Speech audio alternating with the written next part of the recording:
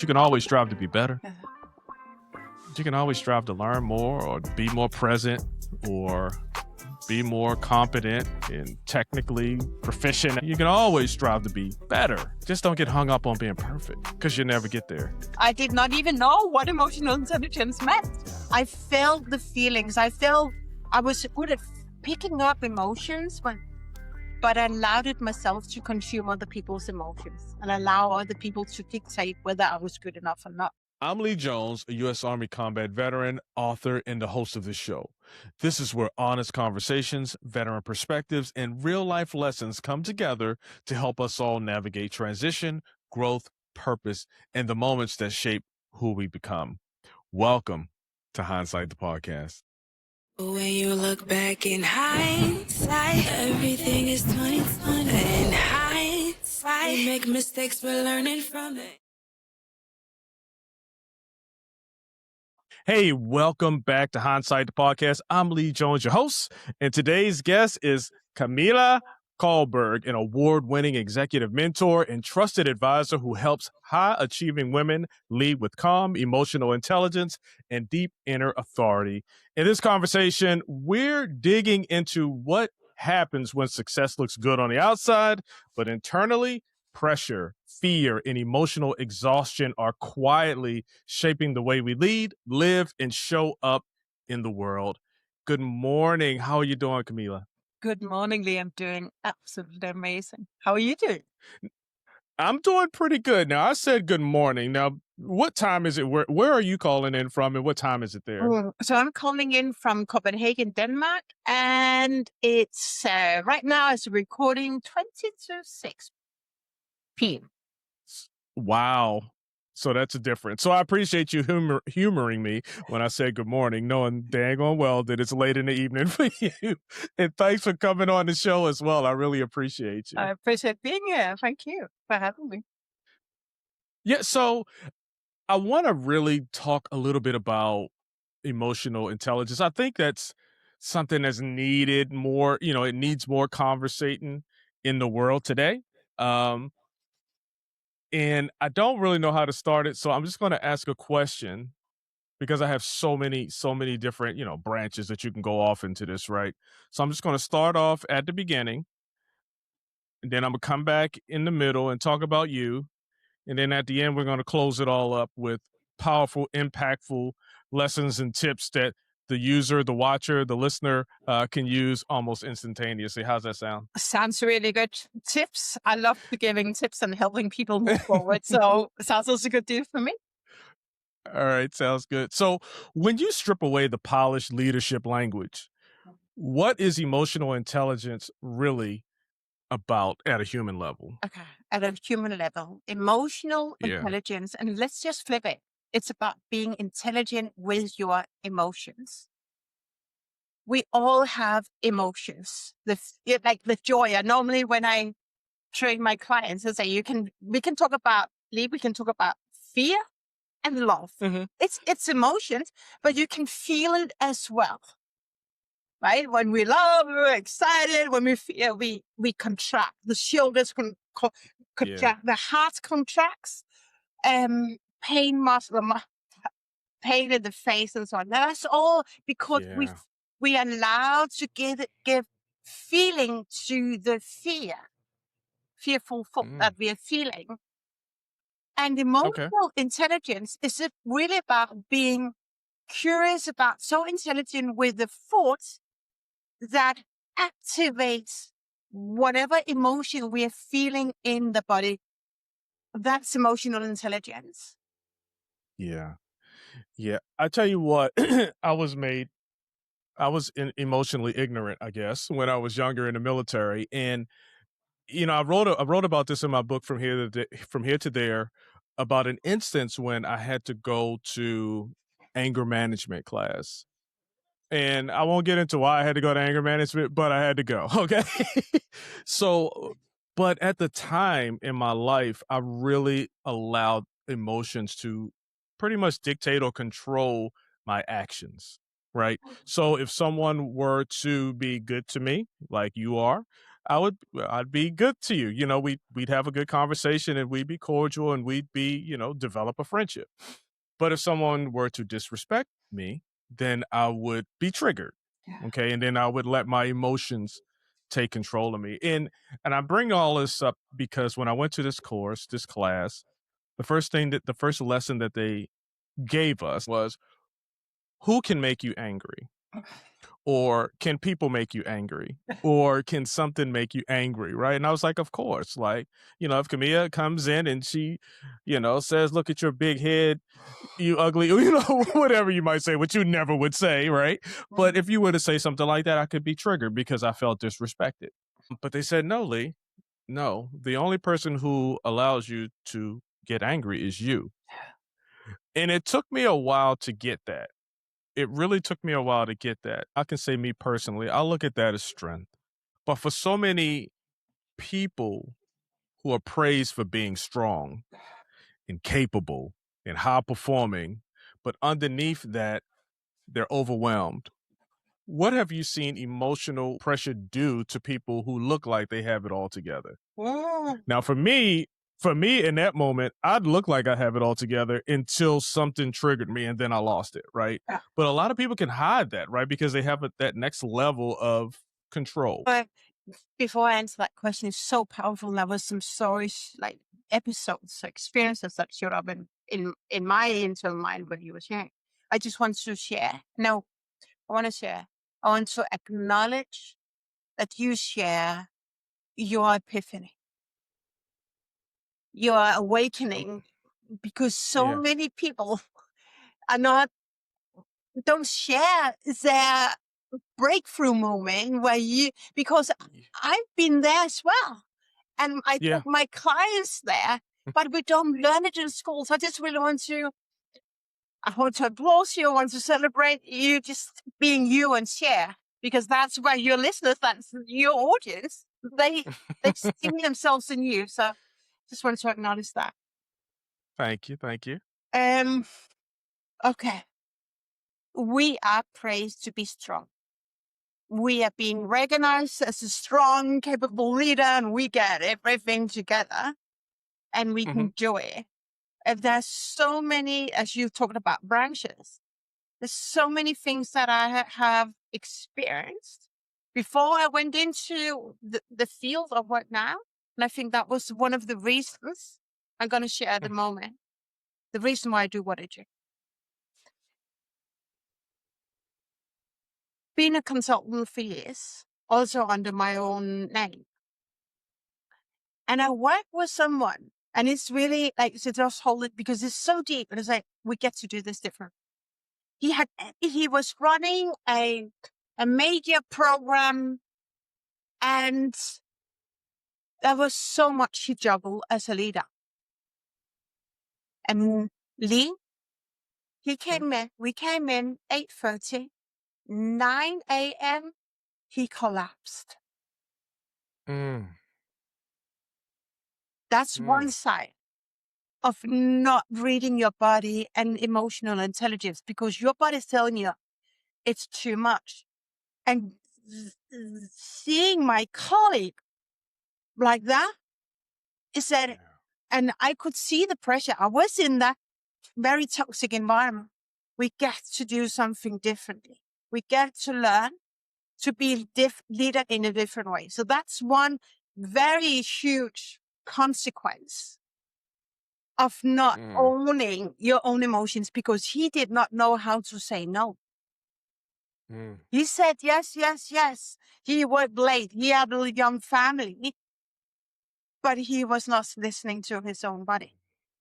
Right. Another consequence is leaders who are so strong that they don't even allow people to surface their doubts. And as that is such a strong leader, emotional intelligence is about knowing when you do want to be in control. And so what happened when these team members were sharing their doubts, she reacted. Mm. As a trusted advisor, I pulled her aside and said, be curious about what is really going on in the room. Because she didn't get what she wanted. She didn't get what she wanted. She got who she was. So people were not reporting in real time red flags. Mm. And That's a there's good one. so many different branches of not being emotional intelligence and ignorance. It's also that people play small and they do not come across as a very strong leader who they really are. They end up being the yes woman, the doer in the room, and they don't understand why they get laid off. Ain't Never that something? allowed themselves to shine. They told themselves, I'm not worthy enough. They don't like me. They don't respect me. And because that blueprint is running, that the software is running within, we become insecure in the room, and then people can feel that energy. You don't come across as strong as you want. So emotional intelligence comes across in very different ways, but we want to be curious about whatever we believe to be true. How to because it's gonna sabotage your career in one way or the other. Yeah.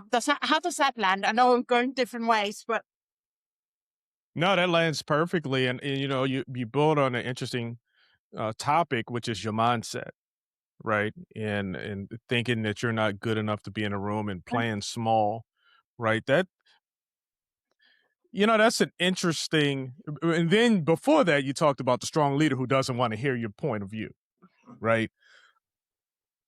So how in that space when you're working for this person who has a strong personality, they've put you in a position of yes man, or yes woman, where you gotta, and your mindset is keeping you like low. Like how do you get your clients to understand the mechanics of what's going on, to understand once that mindset start doing that, how to click in, it triggers something in you to get out of that space, yeah. if that makes sense. Yeah. So let's say the one situation where the woman or the leader did not wanted to be right. Yeah. I don't think she had.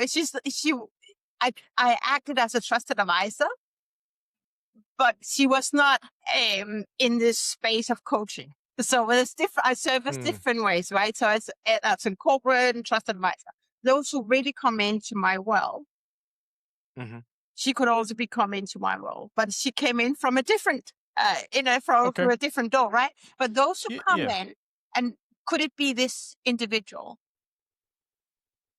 I would, with love, and I always say this with love because I'm here to serve. And one thing is very important is that I'm not in that room to be their friend. I'm the room to help them grow. So I get to ask some really provocative questions so they can stop thinking. Because most people like this would say, and they all do in the beginning, and I also been there, right? But it was his fault, right? Of course. Of course, everyone else's, but it's not my fault. It's okay. Right. But how did you show up? Because I needed to be right, or because I knew what was best. All right. How do you want to show up? And how do you really want your team member to play full out? And in that, so there's the more you train your ears and eyes, so really about training the language. Like, if you say, I just know what needs to be done, I'll be curious about,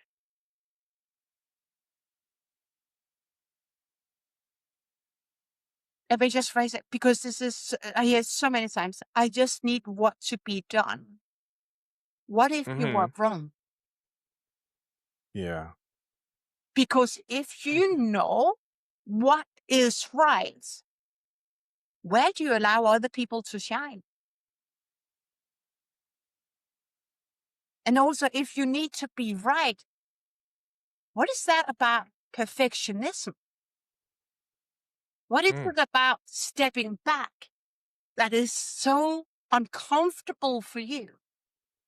Yeah.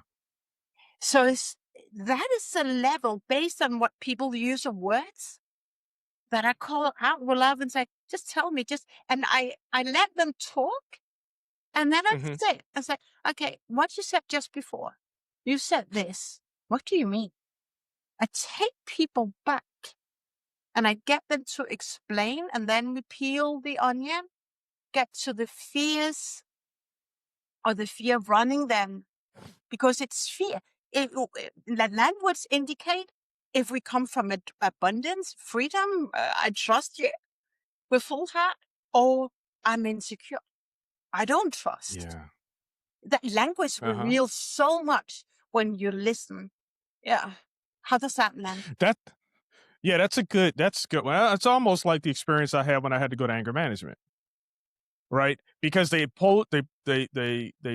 bring this question to you, you answer it how you are in that space at that time and in that moment in your life, and you feel yes, it's their fault. Yeah.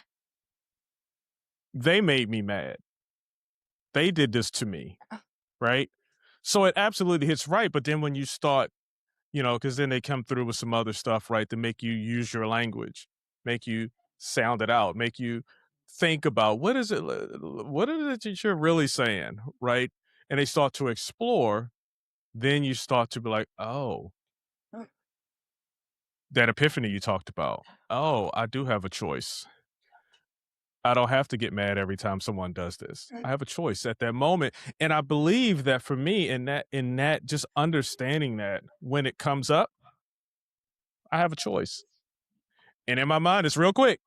Like everybody else, it's real quick. You go through all the scenarios, you go through all the language and learning and things that you've gone through in life and how this person has treated you up to this point, blah, blah, blah. And then you make a decision. But you're thinking about your choice instead of just reacting like we normally do. mm. So yeah, that landed very well with me. Ah.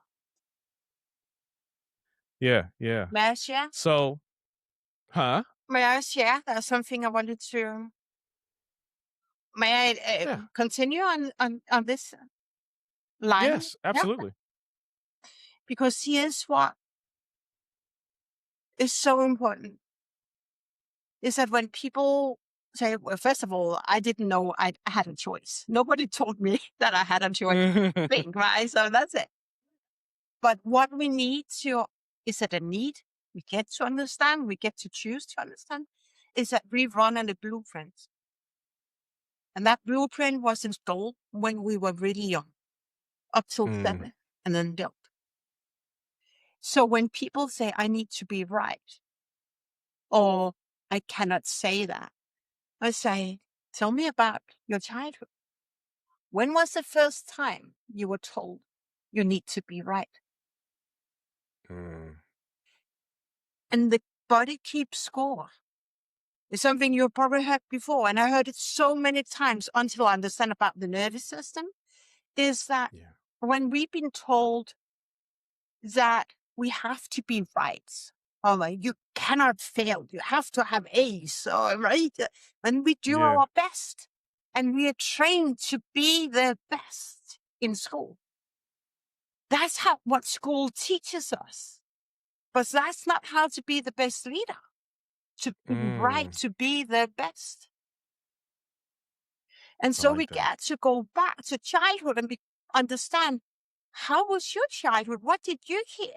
And I'm so much into this space of blueprints because we are often more persist in fearful thoughts, what if, than in our biggest dreams. And Yeah. leaders oftentimes would say, what if I fail? I cannot CEO, Mm, I cannot delegate because what if I fail? So they don't delegate as much.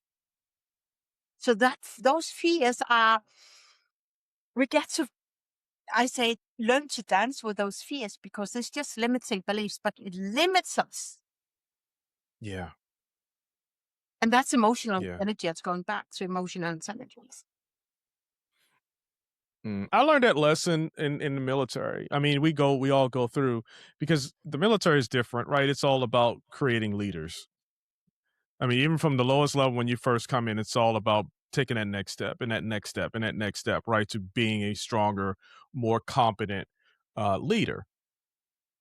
And the hardest thing for me and a lot of people, I'm not going to say most, is to be able to delegate, right? Because it's your name that's on the line, is what you feel. But what's interesting for me and what I've learned in the military is that you talked about the young lady who had to be right. I didn't want to be wrong. You know what I mean? And it took me a while to understand that. It took me a while to have trust in other people to do things that are going to affect me as well as them, but me, because I'm their leader. But what I also learned was that, you know what? I don't know everything. In the military, people come from all over the country, all over the world. They used to. I don't know how it is now, but you have people from all over the world in the United States military. They got so many different experiences, so much knowledge and information beyond what their job is in the military. And as you begin to learn that, I mean, that's just like anything in life.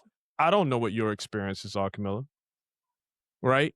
So I wouldn't just limit you to just coaching. I want to understand you and know you and develop our relationship. You know what I mean? But what I learned was that when you delegate as a leader, you can take that opportunity to sit back and see what they do.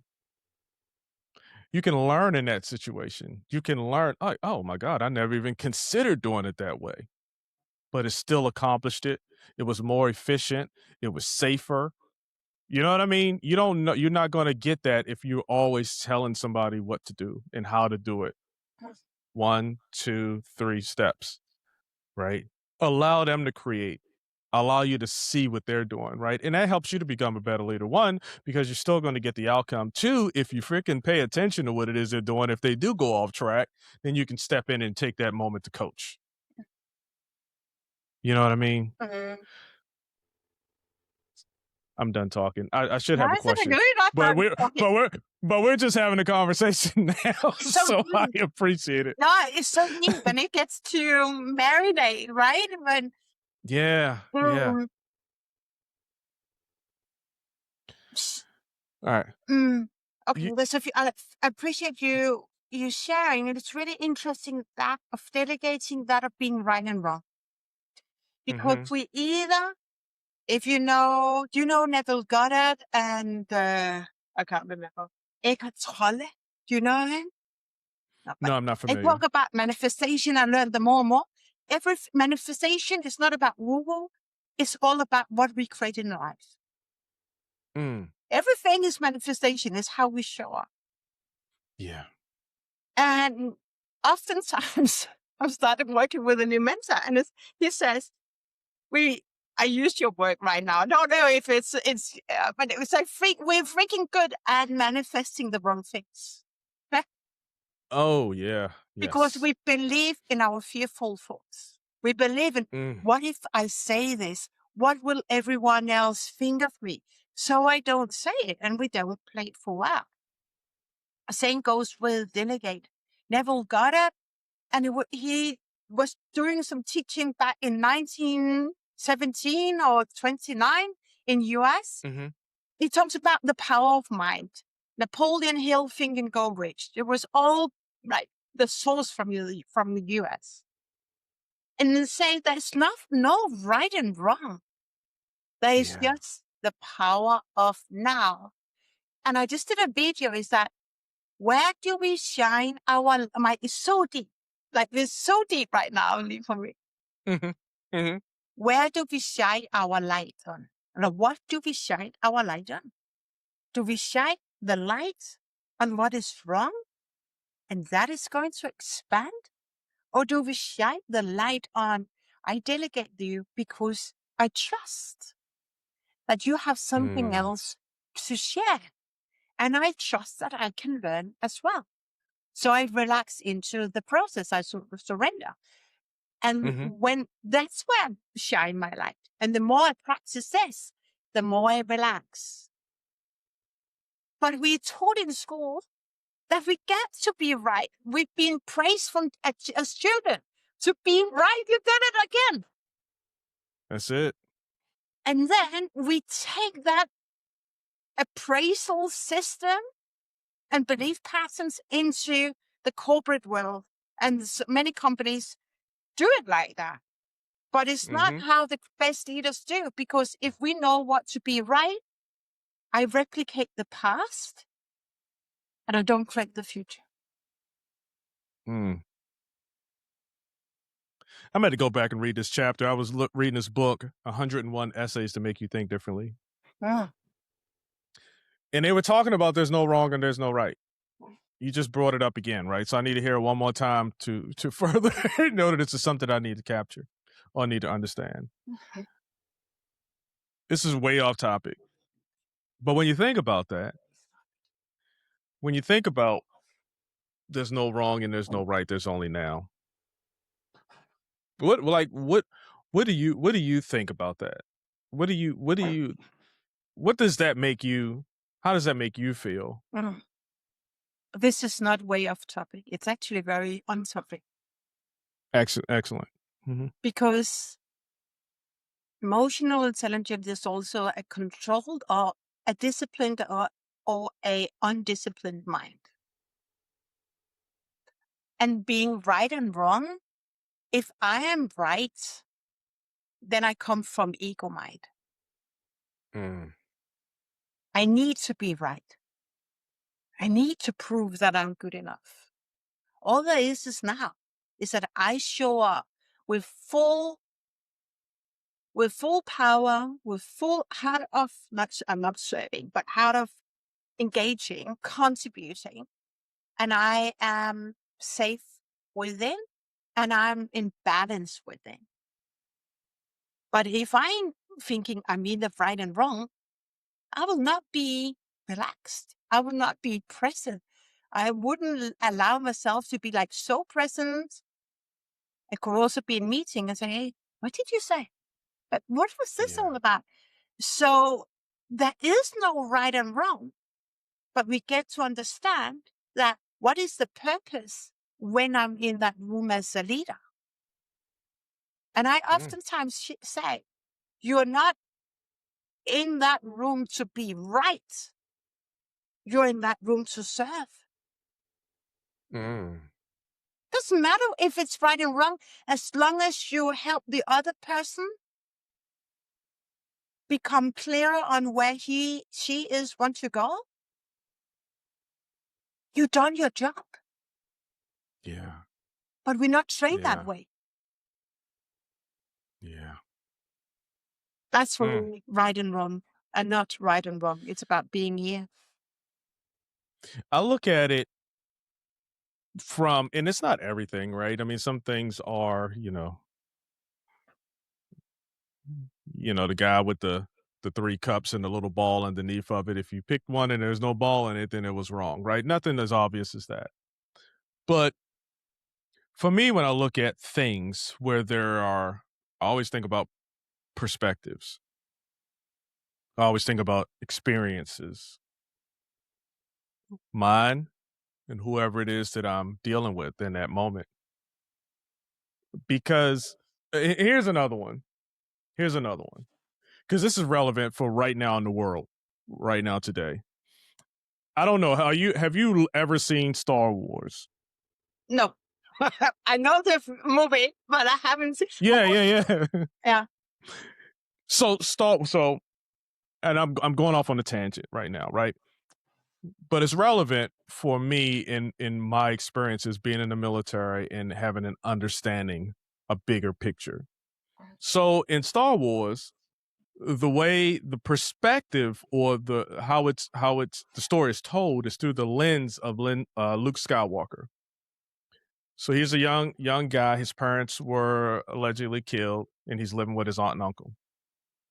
And then people, his life gets thrust into this space odyssey type thing. Bottom line is he starts going up against the system. He starts going up against the government. And if you ask most people who have seen Star Wars, is Luke Skywalker a good guy or if he's a bad guy?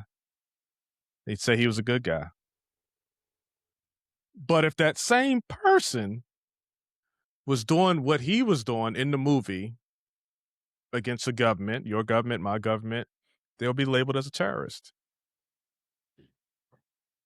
Simple lessons like that from movies, right, help me to understand perspective. You know what I mean? Different people are coming from different places, and we all feel that we're right in our perspective. I don't think we go out to be wrong. My religion is right. My political ideology is right. Right for you. Because that's exactly right for you. So it's perspectives. So whenever you go into these conversations with people, and this is, emotional intelligence can flow into this one as well. When you have these conflicts or these conversations with people who are not like you, or they don't believe in the things that you believe in, what do? Most people get upset. They start to fight, yelling. Wars are started for less. Because you're not emotionally intelligent to understand. Go ahead. No. So just tell me, just repeat. What is the question? Just because I was so into this, there were so many. So just. I told you, Camilla, I have not asked the question. I was just telling you my thing about right and wrong. Okay. Here's what shows up for me as you were talking, because it's really interesting. Yeah. Well, I even got some paper that I could draw. Yeah. I don't know if you have the same belief as me, but we are all souls in a body temple. And we were born naked. In society, there's a lot of conditioning.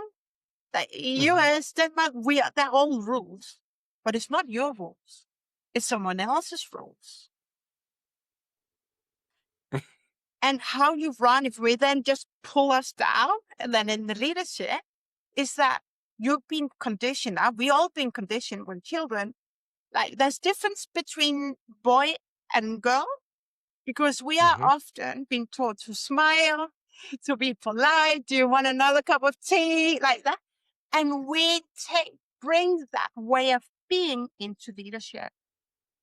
Also, sometimes when we're married, we're married, like you speak, right? I don't speak. So there's some gender-based tendencies or belief systems that we bring into leadership. But it's not who you are, because who you are is your amazing soul called Lee in an amazing body. And where that when you get triggered, that soul is because maybe could be your values that was triggered. Maybe you have a bit of what you were triggered by, you have it in yourself and you're ready to heal. And that's sometimes what happens in my sessions. So people say it's therapy. I'm not a therapist, but I just go really deep because trained and my own journey, I hit rock bottom a few times. I needed to connect with who I really was. And so that soul, who is that soul as fullest expression? And what identity have you taken on right now that conflicts with who you really want to show up as? Again, emotional intelligence, because emotional intelligence is about emotions. So why do you act? Why do you get triggered? I'm a mom. Why do I need to be right? What is that about me I need to say, this is what we do. Is that Yeah. really how I want to be? It's not. Yeah. Right? So, and that how we do one thing, and there was a client that didn't really like that, but said, how we do one thing is how we do everything. Mm. She wanted to, from childhood, there was something, and as a lot of women, we want to be recognized. And we're being praised, as we're using your word, to be good girl. And we're looking for approval. We're looking for recognition. And she rather wanted a job where she was recognized as being good. And then, but then she was giving power away to you, for example, to you to decide whether I was a good girl, rather than allowing herself to decide. Am I worthy enough to be in this room? Yes, I am. And I'm going to show you why. Mm. Another level or dimension of emotional intelligence. But an emotional intelligence is also our nervous system. How do we show up in the room? Where do I allow you to dictate or decide? Am I good enough? Or am I not good enough? I am good enough. We are all good enough. Yeah. Yeah. All right. I got a question. You ready? I'm ready. Hey, so in your own life, was there a moment when you realized that being smart, driven, and accomplished was not enough to create peace within yourself? Yeah. Want to share? Yeah. And I'm sitting with this. Yeah. That's why I allow ourselves to. I'm sitting with it. And that is actually, I felt very comfortable sitting in this silence. I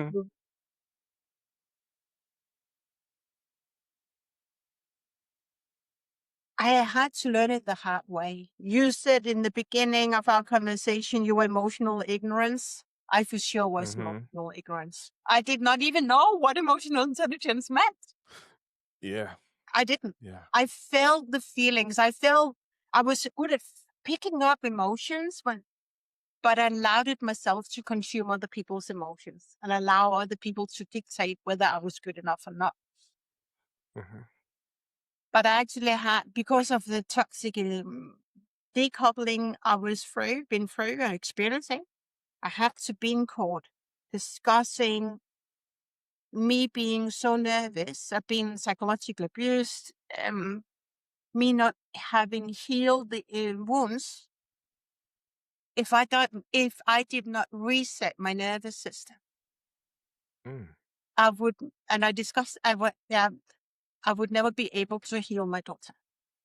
It's 5 or 6. She had to the tendency of PTSD.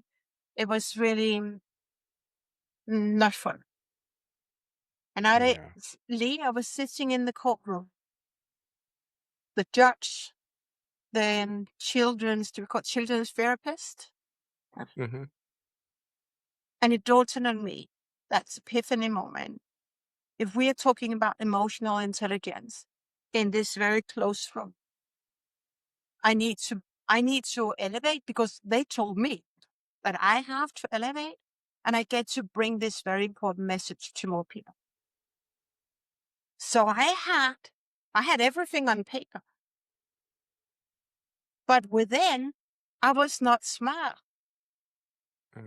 I had given the outer world, I had given him, my ex-partner, all my power, and I felt powerless. I even had a nervous breakdown in court because everything that I experienced. But I didn't want to be that woman. So the only way I could do is to build myself up from within.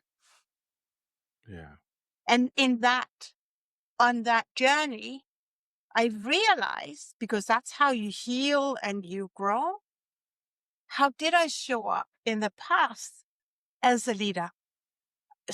Because I mirrored how other people were leading. And at that point in time, I knew that, and there's some moments where, why were they so toxic? I don't want to mirror them. But I didn't know about this. So I just mirrored how other people advanced. And there were like elbows and judging. And so I did that. But it was not aligned with who I am as soul. Yeah. And when I understood and connected with who my soul is, I started to take back power. From the smallest of, in English, so much you say, "Hey love, how are you doing?" It's not common in Danish. You don't say that. But I have spent half of my life in UK. So it was normal for me. But people were judging, even my daughter's friends were judging me, saying, "You can't say that. It's only my mom to say it." But it's my soul. And I just allowed it myself to say, this is who I am. Yeah.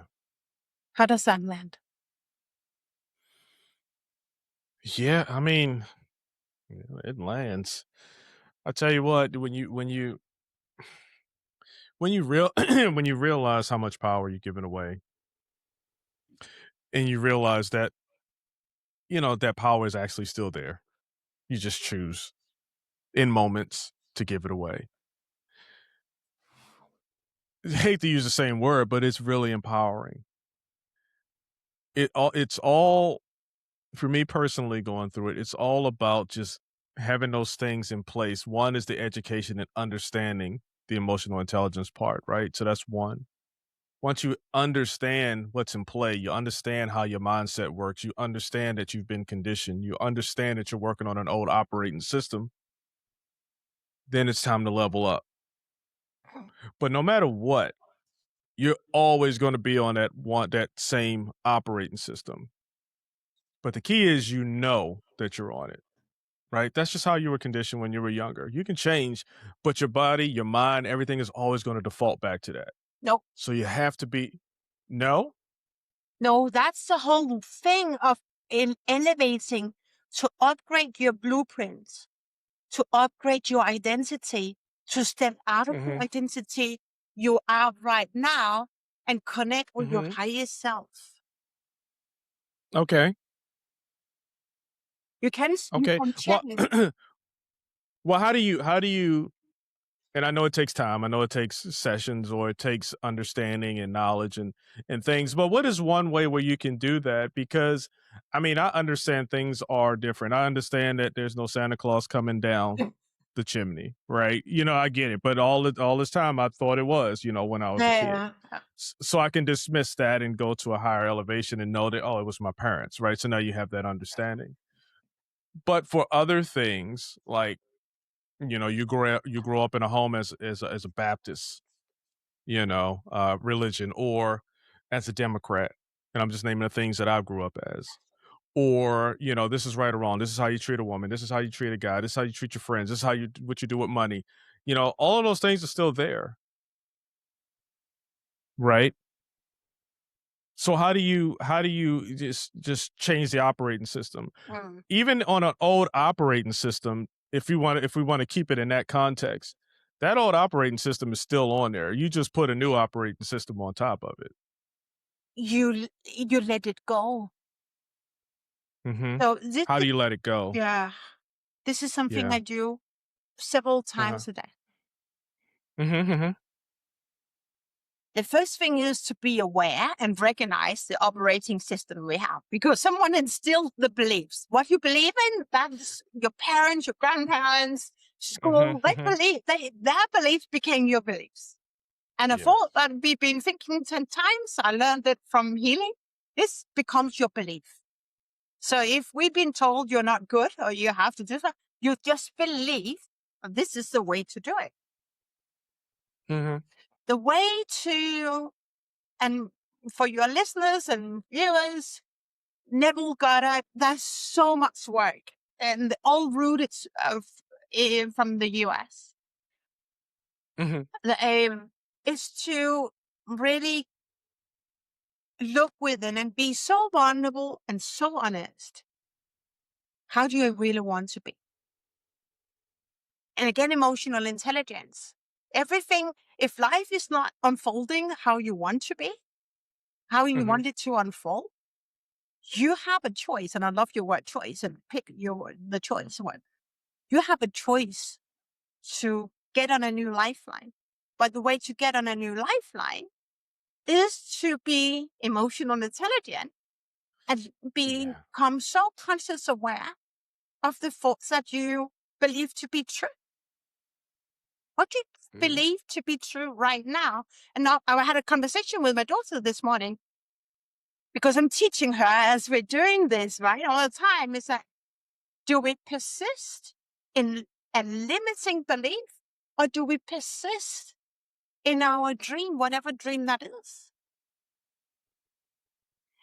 And then who do I want to become? How do I want to feel in this moment? I want to feel joy. If I want to, let me just make it really simple. Okay. I like simple. Yeah. And also for everyone tuning into this, because it's something I committed myself to. I learned, spend years investing in this. And my commitment is to, as best my ability, to share and make this faster for women, everyone. What we believe to be true will manifest. What we shine our light on will expand. So if we want to create greater results, if we want more money, if we want more happiness in life, we get to choose what we believe to be true. We get to choose what is our dream. Everything can come true if you believe in that belief. Persist in that belief. That's emotional intelligence. Yeah. So, and energy is emotions, feelings in motion. So you get to choose, okay, right now, my next job is, and I help a lot of people finding the next dream job. And they come in and say, but the market is bad. There's no job for me. I'm too old. What they shine that light on, they will get. Say, what do you want to believe to be true for you? It's not true for me, but it's true for you. So when you say, do you understand? Sometimes I do, but when people say I understand, no, I don't agree with your belief. It's your belief, and your belief becomes your reality. So if you want to believe that you have something amazing to offer other people, then own it. And by owning it, then you're also changing identity from being a victim of the outer world and outer conditions to being in charge of your life. And when you do that, you carry yourself differently. You beam out a different energy compared to there's no job for me, right?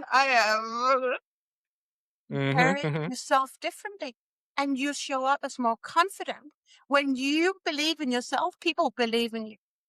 But if I don't believe in myself, no one will believe in me.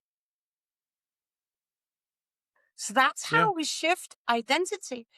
And blueprint is here, but we can shift blueprint. We can you can create your own blueprint. Your parents' blueprint does not have to be your blueprint for success. You just get to own what is true for your soul. Yeah. How does that land? Yeah, no, it lands. It lands. I appreciate that. I was just thinking, you know how people say, I'll ask you, hey, Camilla, do you have any regrets in life? Well, what would be your answer? Only learning. Do you have any regrets? No, only learnings. I had before I started my journey. There's no regret, and I'll understand, because I believe that everything is unfolding for me. So now see it as done for me and not to me. So a different mindset, how you perceive things, right? Yeah. So that's how most people answer regrets. Like everything that I've done has led me to be where I am right now, Huh? right? That's a patented answer. But the thing is, you still know all of those things that led you to where you are right now. You still know that you had some missteps. You know that you had some pivots. You know that you had some luck. You know that you had some planning, some skill. You know all of these different things, right? You know, hey, I had this epiphany, and this is when I changed having limiting beliefs to manifesting greatness in myself. But my point is, those things are still there. To me, I equate it to like being not this bad, not this bad, but like being an alcoholic, being a drug addict. I'll take it being a drug addict, right? Or being on drugs. Like it's you. It's who you were programmed to be after. All right, let me pull it back because I'm really getting into some other stuff and my mind's going all over the place. That's So okay. you are you when you are you when you were born, right? And then all the external things start to program you in certain ways depending on where you were born, who your parents are, what their experiences were, what their all these different things, right? So now you're not really you. You're a makeup of the experiences and the knowledge of others, which is fine, right? That's what human existence is all about. But what if it doesn't align with who you were or who you are supposed to be, right? You still have to overcome that programming is all that I'm trying to say. Yeah. Right. And sometimes whenever you're going through and it's like, hey, well, I'm manifesting this good stuff, you're manifesting this good stuff that you want to be because you know if I manifest this bad stuff, I'm going to get that as well. You get everything You that know what I mean? to be true. You get everything. Exactly. Everything. What they say, if you believe that you can or if you believe that you can't, both are true. Exactly. And that is the operating system. So if we're Right. not happy with where we are in life, we get to upgrade our operating system. There you go. We're in agreement. I think I chose the wrong words earlier.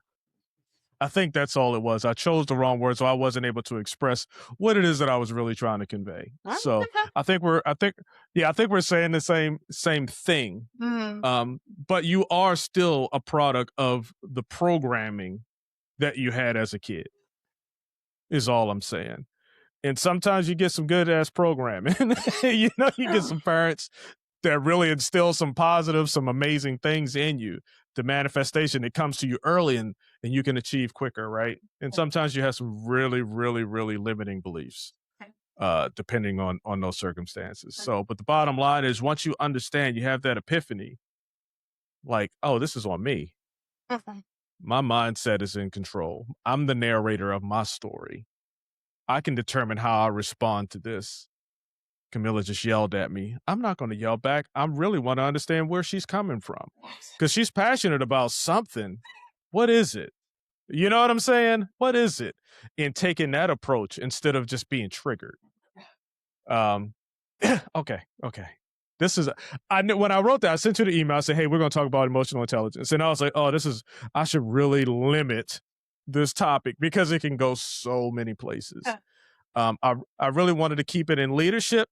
So in that vein, unless you have something you want to comment on what I just said first before I ask you this question. I just want to share a quick epiphany moment I have Okay. about blueprints and how I elevated. My mom, and I think it's just, I don't think she's unique.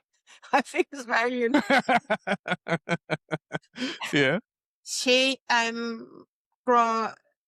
been focused on boring. What if respect for authorities comes through? I think generations, and I always been kind of a rebel, but her what if was so installed in her. And I chose, because I went through my fears and why do I do this? What is this? Every single day. I chose a few months ago to declare that I am beyond worrying. I have stopped worrying because my mom worries a lot and her worry has limited my expression in greater sense, right? What I want to do, Okay. right? And we had a conversation some time ago because I'm on an amazing program and we're traveling to Malaysia. We're doing something really crazy. And Sweeter, there's war in Dubai area. What if, right? So what if? Yeah. And I said to her, and my daughter was sitting in the back and she was laughing at this conversation. Uh-huh. We wanted to go for vacation as well, but everyone she was listening to was coming from worry. So right now, Mom, you're listening and tuning into a field where everyone is worrying. That is your reality. My reality is something else. So Yeah. I've been conditioned with worrying. That's been my blueprints. And I see where I've worried in leadership, where I've worried in private life, because one thing is how I do everything. But then I chose consciously to be beyond worry. And I could see where she was. And my mom had an epiphany moment as we were driving, because what are you shining your light on right now? I'm shining my light on this, which means that I feel sure I'm not taking a flight away in Dubai, but I'm going to find other ways to get to where I want to go. Yeah.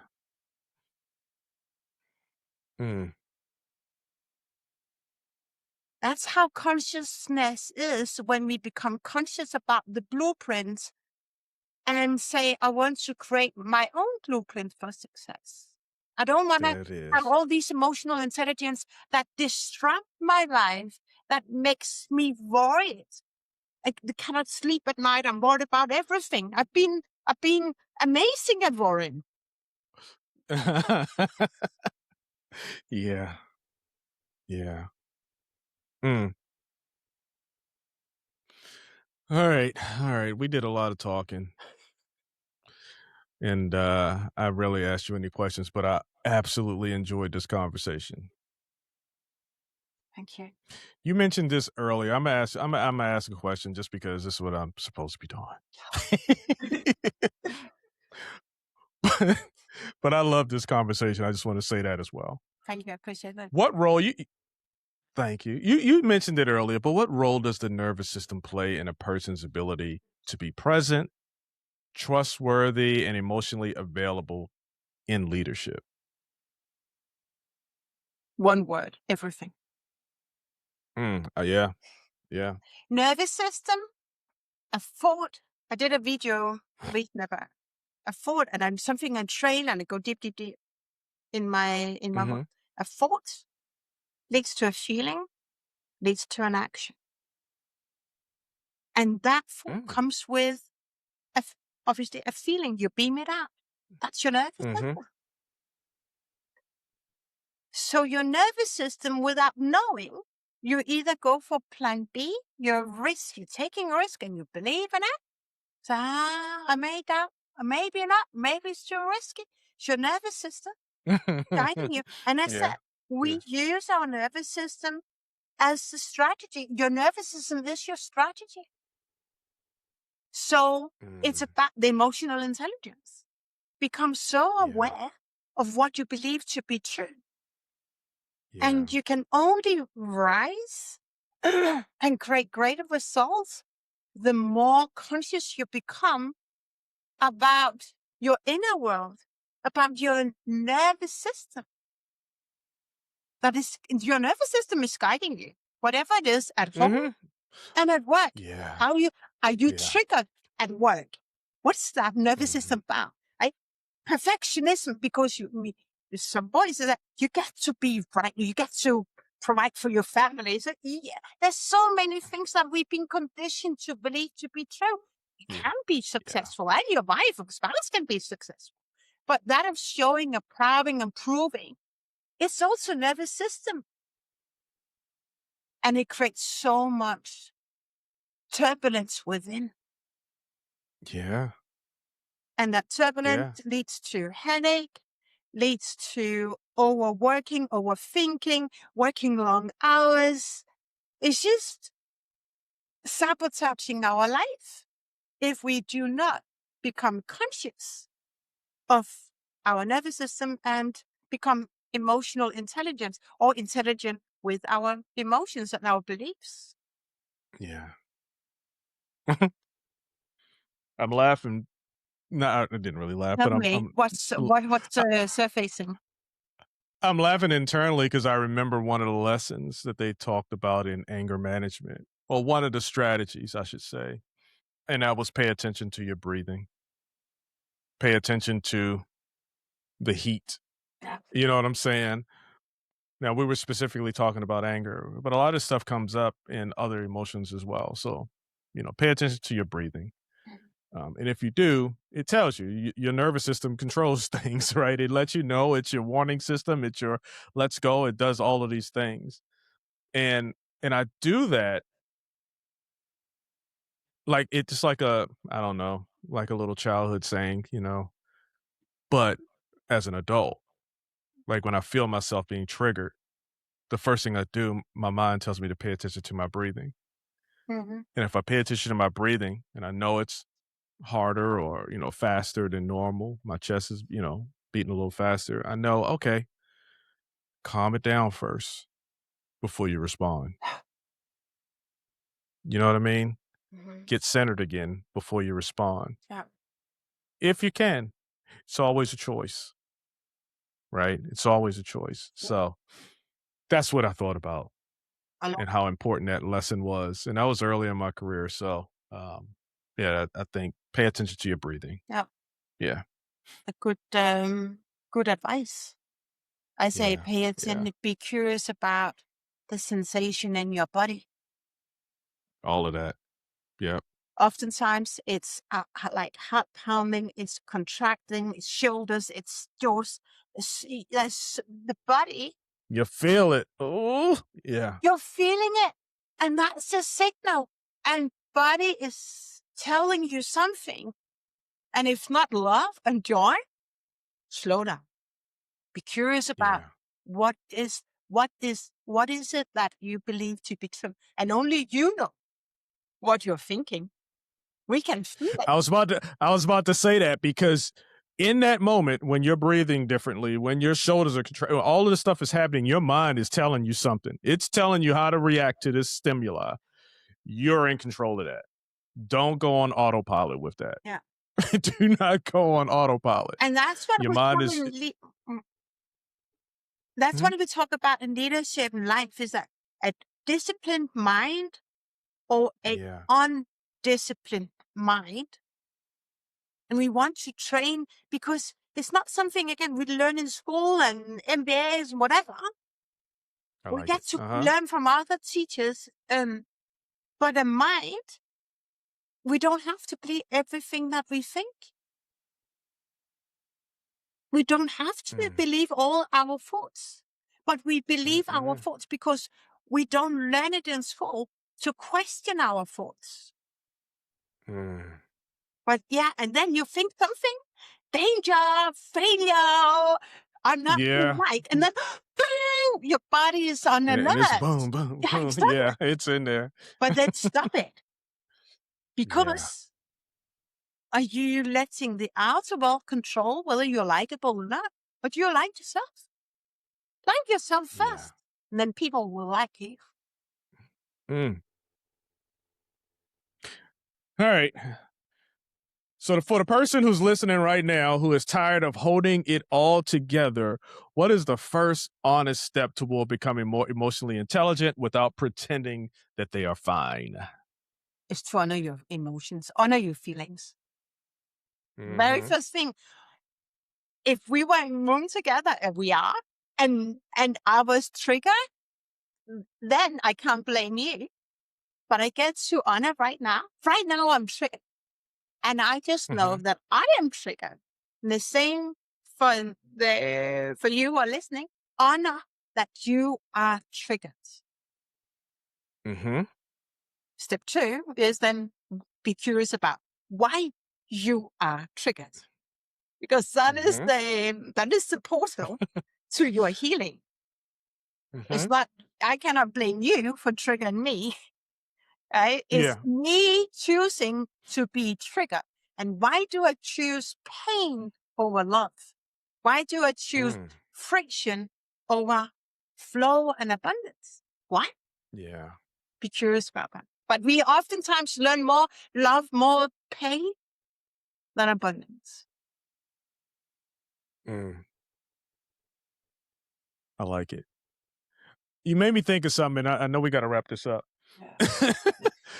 you you made me think, like, this is me, right? So say you and I are talking, and I say, hey, I think I want to go to and you finish my statement for me, or you take over the conversation. I've never finished conveying what it is I'm trying to say, but you're trying to finish my statement. That triggers me. I mean, let me get my point out. Let me say what I'm going to say before you respond. Let me, breathing heavy, feeling a little irritated because I'm not being heard. I was super quiet when I was young, and I didn't feel that I was being heard when I was young. Military helped me get out of that, right? So now that's a part of me that I had to understand. I want to be heard. But in this particular scenario, I played it back. And then now, Camilla, you're saying something to me, and I finish off your statement. And I was like, like, if you pay attention to you, so many people have said the things that you are irritated by, or the things that you are focused on, are the things that haven't healed within yourself, or the things that you do, or you're doing it too. And when people do it to you, you recognize it, but you don't recognize it when you're doing it to other people. Right? This is very important. It was very important for my growth. And I still do things like that from time to time. But to your point, when you recognize something that is triggering you, you have to be curious about why. Yeah. Why? Why does that, what does that do to you, and why? And when you understand that, you unleash power. Because eventually it's not going to bother you. To your point, you're up in that operating system. You're getting an upgrade. Exactly. Now little things don't bother you because it doesn't require your emotional response.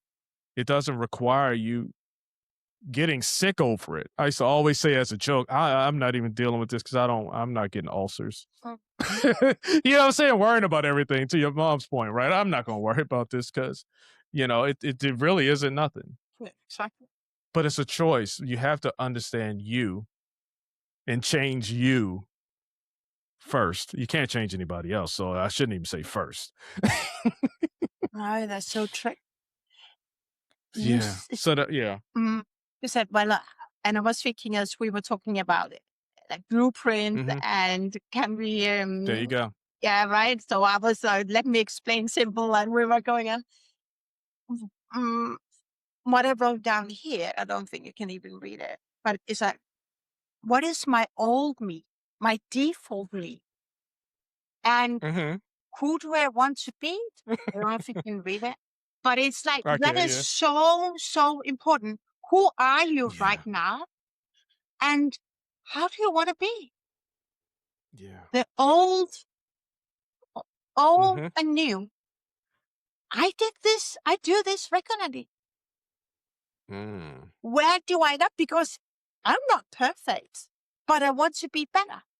Where do I shine my light? Like this one, right? Where you just shine? Where do I shine my light? Do I focus on the one who interrupts me? Or when next time someone interrupts me, how do I want to feel with it? I don't want to, don't want to be triggered. So I put that down on my knee. And Leah said, yes. My daughter said, Mommy, why don't you respond? And I didn't say it to her. I said, because I chose no longer to react. We got so many things. I got to wrap it up. Yeah. But I do love that. I know I'm not perfect, but I want to be better. Oh, isn't that awesome? That hit me when you said that. Why? Stop striving to be, because a lot of people, and maybe I don't know if I ever did, but yeah, I'm sure I did. You strive to be perfect, and that gets you hung up because you never can be perfect, right? But you can always strive to be better. Uh-huh. You can always strive to learn more, or be more present, or be more competent and technically proficient at something. You can always strive to be better. Just don't get hung up on being perfect, because you never get there. I love that. That's all. That's all that hit me. That's all. But very important. Very Mhm. important, because striving to be better for me is filled with fun. Being perfect feels contracting in my body. Mm. Yeah. I don't want to be perfect. Why am I right and you're wrong? I just want to be better. Mhm. Yeah. Feels with more joy. Yeah. All right. I like it. Okay. Before we close, what is one truth about emotional intelligence, healing, or leadership that you feel people need to hear, especially the ones silently caring more than they let the world see? Oh, it's too fast. Say the first. What is the one thing about emotional intelligence? Was that it? Okay. Yeah. Mm. So one truth about emotional intelligence, healing, or leadership that you feel people need to hear, especially the ones silently caring more than they let the world see? Oh, That is a long question. it is, but it is. But let me just. That's one truth, and we talked about it today as well. Mm-hmm. Is that of owning your emotions. That's two truths. You cannot blame anyone else but yourself. That's manifestation. You Mm-hmm. cannot Mm-hmm. blame anyone else why you are sad, why you feel victimized. It's your blueprint. It's your operating system that got you to where you are. Mm-hmm. And when you're caring too much, as me, you're probably tolerating way too much because you're afraid of not being good enough. Yeah. So be better at setting boundaries. Be better at saying no, because you get to prioritize yourself. Love yourself. Yeah. Respect yourself first. That's one truth Yeah. that is so, but at Mm-hmm. least in people in my world, maybe someone get Mm-hmm. triggered. So I'm like, wow, all right. I realize I am not putting myself first. It's not egoistic. It's not self-centric. It is, but it's not in the bad way. It's in Yeah. the good way. Let you Mm-hmm. Mm-hmm. respect yourself. Mm. I love it. All right, Camilla. For those who want to connect with you, to learn from you, and follow your work, where can they find you?